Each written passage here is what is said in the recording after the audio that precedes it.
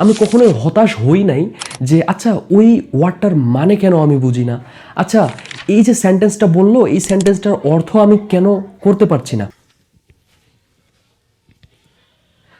Hi everyone, আশা করছি আপনারা সবাই ভালো আছেন এবং আজকের এই ভিডিওতে আমি কথা বলবো যে আপনারা কিভাবে ইংলিশ মুভি দেখে ইংলিশ শিখতে পারেন খুবই দ্রুত, এবং আমার মনে হয় যে এটা খুবই কার্যকরী একটা উপায়। আজকের এই ভিডিওতে আমি ঠিক এতটুকুই শেয়ার করব যতটুকু আমি আমার ইংলিশ শেখার কাজে লাগিয়েছিলাম, যেটা আমাকে অনেক হেল্প করেছে এবং আমি মনে করি যে এটা তোমাদেরও অনেক হেল্প করবে। তাহলে চলো দেরি কিসের বস, শুরু করে দেই। সরি, আজকে ব্ল্যাকবোর্ডে কোনো কিছু আপনাদের লিখিয়ে দেখাবো না বা কোনো কিছু বোঝাবো না বা কোনো কিছু গ্রামাটিক্যাল রুলস আপনাদের শেখাবো না। আজকে আমি কিছু আপনাদের প্রো টিপস দিব যেটা ইংলিশ শেখার ক্ষেত্রে, কথা বলার ক্ষেত্রে অনেক বড় লেভেলে সহায়ক হবে আপনাদের শিখার ক্ষেত্রে। তাহলে চলো, নাম্বার 1 স্টেপ, তুমি যে কোনো একটা ইংলিশ মুভি উঠিয়ে নাও। তুমি যদি একজন বিগিনার হয়ে থাকো, কোনো ভয় পাওয়ার দরকার নাই যে ওই ইংলিশ মুভিটা দেখলে হয়তো বা আমি প্রনাউন্সিয়েশন বুঝবো না বা ওয়ার্ডগুলো বুঝবো না, কোনো সমস্যা নাই। তুমি জাস্ট মুভিটা ওঠাও, মুভিটা দেখা শুরু করো এবং মুভিটা যখন তুমি দেখবে জাস্ট সাবটাইটেলটা উপরে যেন লেখা থাকে।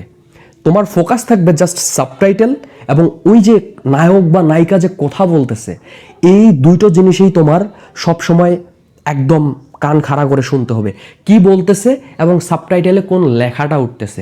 এইভাবে যখন তুমি টানা একটা মাস যখন তুমি প্রত্যেকটা দিন 10 মিনিট বা 20 মিনিট করে কোনো একটা মুভি দেখতেছো বা কোনো একটা পডকাস্ট শুনতেছো, অটোমেটিক্যালি ইংলিশের যে ওয়ার্ডগুলো আছে, ইংলিশের যে ফ্রেজগুলো আছে, ইংলিশের যে ভার্ব, অ্যাডজেক্টিভ, এই বিষয়গুলো অটোমেটিক তুমি ধরতে পারবে। এবং এটা বলা হয়ে থাকে যে সবচেয়ে easiest way for becoming a pro English learner, এবং যেটা আমি আমার জীবনে করেছি। আমি সবসময় যে জিনিসটা করেছি তোমাদের বলি, আমি একটা পডকাস্ট শোনা শুরু করেছি। ওয়ার্ডটার মানে কেন আমি বুঝি না, আচ্ছা এই যে সেন্টেন্সটা বললো এই সেন্টেন্সটার অর্থ আমি কেন করতে পারছি না, আমি কখনোই এই বিষয়গুলোতে হতভম্ব হই নাই, বরং আমি এটা চেষ্টা করছি যে ও যা বলতেছে বলুক, আমি জাস্ট ফোকাস রাখি ও কি বলতেছে, কোন ওয়ার্ডটা বলতেছে আর কিভাবে বলতেছে, তার অ্যাটিটিউড, তার মানে অঙ্গিভঙ্গিগুলো।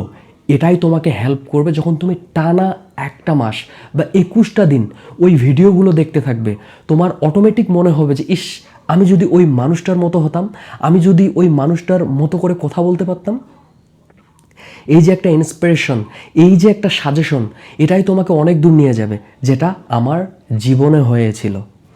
স্টেপ নাম্বার 2, তুমি যদি সত্যি ইংলিশ শিখতে অনেক আগ্রহী থাকো এবং ইংলিশে কথা বলার ক্ষেত্রে অনেক আগ্রহী হয়ে থাকো, এবং আমি জানি যে তুমি ইংলিশ ভালো করে শিখবে বলে আমার এই ভিডিওটা দেখছো, তাহলে তোমার জন্য ছোট্ট একটা টাস্ক। যেই ওয়ার্ডটা বা যেই ফ্রেজটা বা যেই সেন্টেন্সটা তোমার কাছে খুবই কঠিন মনে হচ্ছে, সোজা হিসাব, নিজের একটা নোট খাতা বানাও, সেইখানে ওই ওয়ার্ডটা, যেমন ধরো আমি যদি এই মুহূর্তে বলি যে বেনেভলেন্ট, খুবই ইম্পর্ট্যান্ট একটা ওয়ার্ড, পরীক্ষায় দেখা যায় বারবার আসছে, এবং এই শব্দটার অর্থ হলো দয়ালু বা বিনয়ী। এই যে ওয়ার্ডটা, এটার অর্থ তুমি জানো না, কিন্তু এই ওয়ার্ডটা যদি তুমি খাতায় লিখে রাখো এবং সাথে ওইটার অর্থটা লিখে রাখো, কি মনে হবে, ঠিক 1 সপ্তাহ পর ওই ওয়ার্ডটা কিন্তু তোমার মাথায় থাকবে। এবং সাথে আরও ভালো হয় যদি তুমি একটা সেন্টেন্স তৈরি করতে পারো ওই বেনেভলেন্ট ওয়ার্ডটা দিয়ে। বুঝতে পারছো? স্টেপ নাম্বার 3 খুবই ইম্পর্ট্যান্ট, আবার খুবই সোজা। যখন তুমি কোনো একটা পডকাস্ট দেখতেছো, তখন নির্ধারণ করো যে ওই পডকাস্টটা তোমার কতটুকু ভালো লাগতেছে। যে কোনো একটা বিষয় ভালো লাগার ক্ষেত্রে সবচেয়ে বেশি প্রাধান্য দিতে হবে।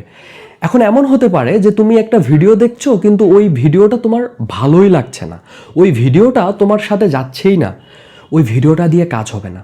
যেটা তোমার ভালো লাগে, যেমন হতে পারে যে তুমি সায়েন্স রিলেটেড অনেক ভিডিও দেখতে ভালোবাসো, তুমি কুকিং রিলেটেড অনেক ভালো ভিডিও দেখতে ভালোবাসো, তুমি সার্চ দাও, তুমি ইউটিউবে চলে যাও, তুমি cooking related, English cooking related video দেখো, বা তুমি লাভ রিলেটেড মুভি অনেক ভালোবাসো, তুমি ইউটিউবে সার্চ দাও, তুমি নেটফ্লিক্সে গিয়ে সার্চ দিতে পারো, অনেক মুভি পাবে লাভ রিলেটেড, থ্রিলার রিলেটেড বা সায়েন্টিস্ট রিলেটেড, এরকম অনেক আছে যেটা তোমার ভালো লাগে। আবার অনেকে আছে যারা ক্রাইম বা ইনভেস্টিগেট এই বিষয়গুলো নিয়ে অনেক অনেক আগ্রহী বা ইচ্ছুক, তাদের ভালো লাগে এই বিষয়গুলো নিয়ে ভিডিও দেখতে। স্টেপ নাম্বার 3 এই জন্যই বলছিলাম খুবই সোজা আবার খুবই গুরুত্বপূর্ণ, মাথায় রাখবেন এবং শুরু করবেন স্টেপ নাম্বার 3 দিয়ে। এটা আপনি বুঝতে পারবেন না আপনার কত বড় হেল্প করবে ইংলিশ শেখার ক্ষেত্রে এবং আপনার অ্যাটিটিউড লেভেলটাকে বাড়িয়ে তুলবে।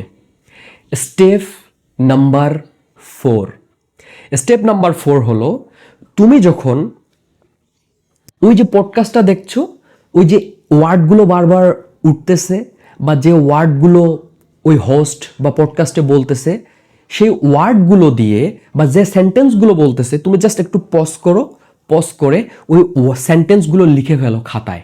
কি বলতেছে তোমার বোঝার কোনো দরকার নাই, তুমি জাস্ট লিখে ফেলো। আমি আবারও বলছি, অ্যাজ এ বিগিনার এই কাজটা করা তোমার জন্য খুবই গুরুত্বপূর্ণ।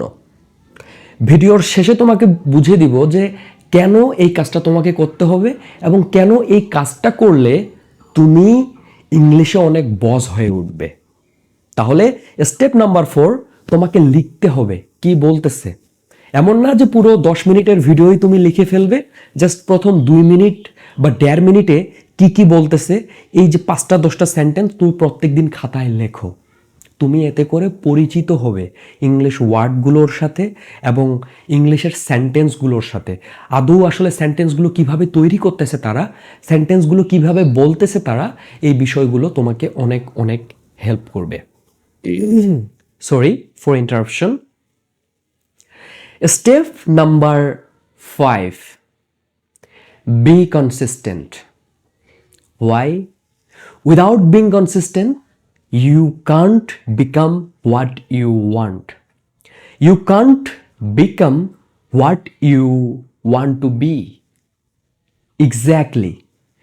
তোমার যদি মনে হয়ে থাকে যে 10 মিনিটের একটা পডকাস্টের ভিডিও তোমার জন্য খুবই বিরক্তিকর, তোমার জন্য খুবই কঠিন, কোনো সমস্যা নাই ভাই, 2 মিনিটে জাস্ট পডকাস্টটা দেখতে থাকো, কিন্তু প্রত্যেক দিন দেখে থাকো। এই জন্য বলছি বি কনসিস্টেন্ট। তোমাকে কনসিস্টেন্ট হতে হবে, তোমাকে প্রতিনিয়ত ওই বিষয়টা দেখতে হবে। যদিও তোমার খারাপ দিন থাকে, যদিও তোমার এমনকি ইচ্ছা না থাকে। এক মনীষী একটা কথা বলছিল যে ইচ্ছা তো সেটাই যখন তোমার অনিচ্ছা থাকা সত্ত্বেও তুমি সেই কাজটা করো, যখন তোমার খারাপ লাগা সত্ত্বেও তুমি ওই কাজটা করতে ভালোবাসো। That is the discipline. এবং আজকের এই পৃথিবীতে বর্তমানে তুমি যাদের দেখতে পাচ্ছ চারপাশে অনেক বড়, অনেক টাকা পয়সা, অনেক ফেম কামাই ফেলতেছে, বিশ্বাস করো তারা জঘন্য লেভেলের ডিসিপ্লিন ছিল। এই জন্য তোমাকে জঘন্য লেভেলের ডিসিপ্লিন পারসন হইতে হবে। আমি আশা করছি এই ভিডিওর প্রত্যেকটা স্টেপ তোমরা বুঝতে পারছো। এবং আবারও বলি, জীবনের যে কোনো ক্ষেত্রে তুমি যেখানেই যাও না কেন, ডিসিপ্লিন হওয়া খুবই খুবই জরুরি। ডিসিপ্লিন ভার্সেস কনসিস্টেন্ট, এই দুটো জিনিস যদি তুমি হইতে পারো তোমার জীবনে, না জঘন্য লেভেলের, এমন না যে খুব ভালো লেভেলের, যদি জঘন্য লেভেলের এই দুইটা জিনিস হতে পারো, তোমার জীবন কোথাও আটকাই থাকবে না। এতটুকু তুমি তোমার নিজেকে চ্যালেঞ্জ করে বলতে পারো। অন্যের কথা শুনে নয়, নিজেকে চ্যালেঞ্জ করে বলা শিখতে হবে। সবাই ভালো থাকবেন এবং আজকের এই ভিডিও থেকে তুমি আদৌ আসলে কি শিখলে এবং ইংলিশে শেখার জন্য তুমি কী কী স্টেপ নিতে চাচ্ছ, আজকেই তোমার বাসায় একটা ডায়েরিতে লিখে ফেলো, যেটা তোমাকে হেল্প করবে জঘন্য লেভেলের। ভালো থাকবেন সবাই, দেখা হবে পরবর্তীতে কোনো এক ভিডিওতে বস। আর আমি আসলে আছি তোমাদের জন্য সব সময়, কারণ ইংলিশ শেখা হবে সহজ, আর তার জন্যই বস আমি আছি তোমার সাথে, no problem. See you next one. ভালো থাকবেন সবাই। 2026 it's totally yours.